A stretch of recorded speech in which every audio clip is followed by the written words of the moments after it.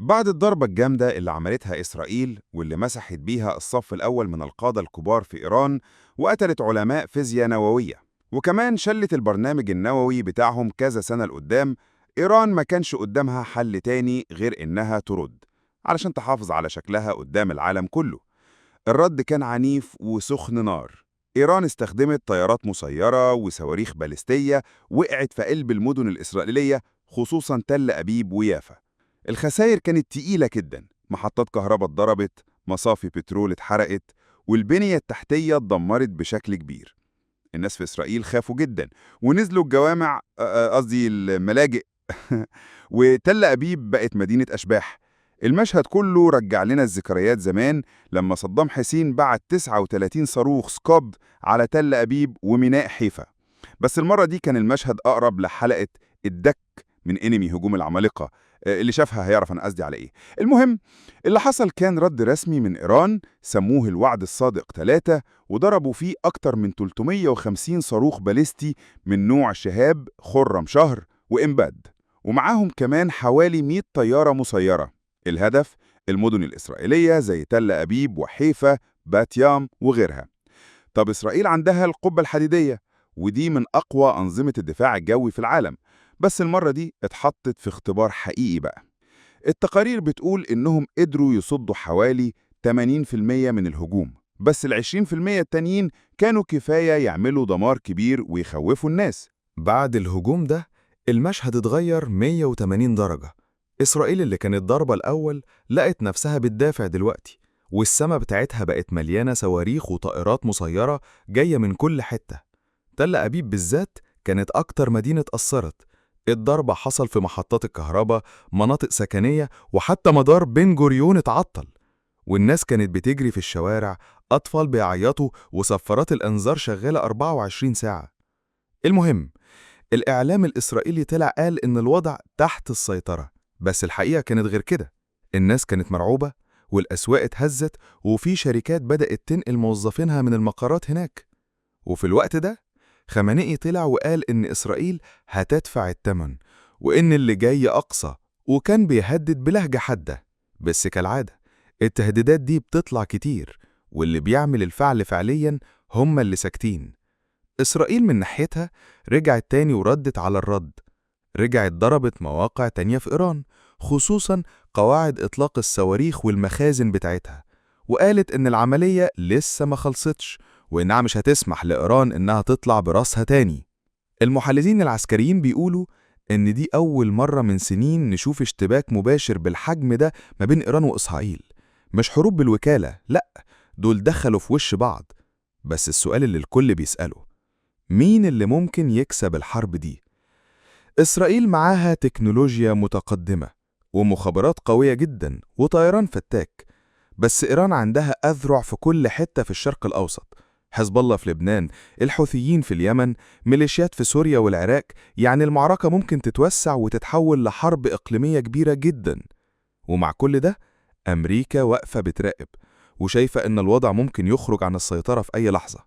البنتاجون لغى زيارات وسحب دبلوماسيين، ومجرد ما تعمل كده اعرف إن في حاجة كبيرة جاية. بعد الضربات اللي حصلت والردود اللي شبه الكر والفر بين إسرائيل وإيران، الدنيا كلها بدأت تتحرك. أمريكا كانت أول واحدة شمت ريحة البلاوي وسحبت الدبلوماسيين بتوعها من العراق وخلت عائلات الجنود يمشوا من قواعدهم في الخليج. البنتاجون كمان لغى زيارة لقائد القيادة المركزية لإسرائيل. يعني باختصار، أمريكا بتقول للكل في مصيبة جاية، الموضوع مش هزار.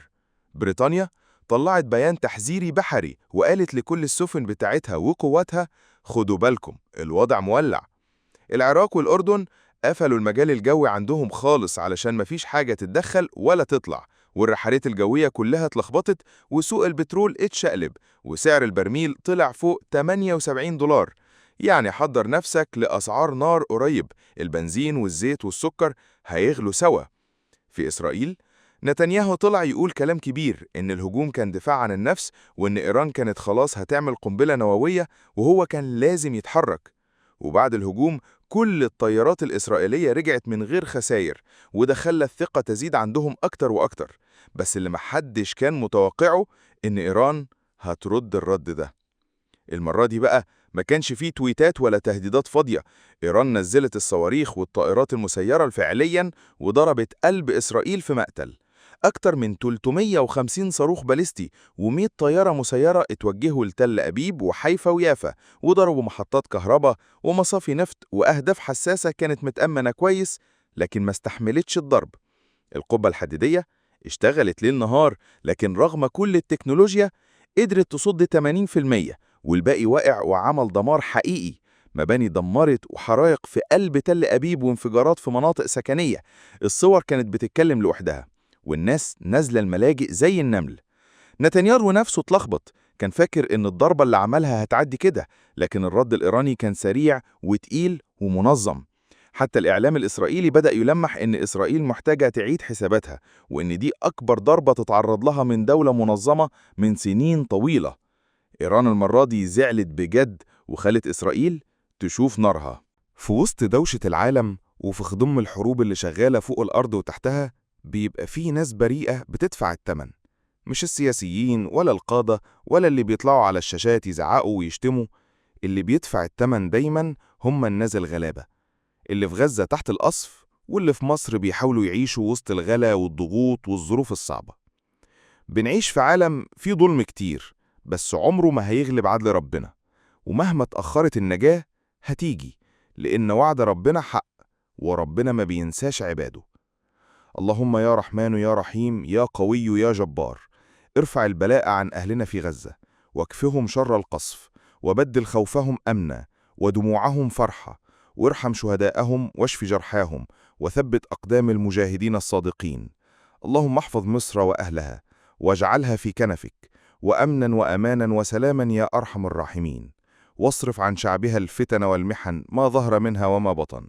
ربنا استخدمنا ولا تستبدلنا، واجعلنا مفاتيحا للخير مغاليقا للشر، واختم لنا بخير، وارضى عنا، وأدخلنا في عبادك الصالحين. ايش اسمك؟ مريم محمود ماهر عبد ربه.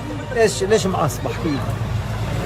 دورنا نزلت وحنا وضعنا صعب، واحنا بالمدارس مش ناشطين، بناكل الزعتر حاف بدون خبز؟ من دون خبز. طب وايش كيف بابا بيجيب لك الاكل؟ بابا الجنة. بابا مستشهد؟ امانه. والله. طيب وكيف بتقضي يومك انت؟ احكي لي. بقضي يومي مع اخويا. اخوك؟ طب ليش زعلانه؟ ايش ناقصك؟ احكي لنا ايش ناقصك. ناقصنا كل شيء. ايش قولي لي. اشتقنا للخبز الابيض، اشتقنا لكل شيء. هاي خلص، حاضر.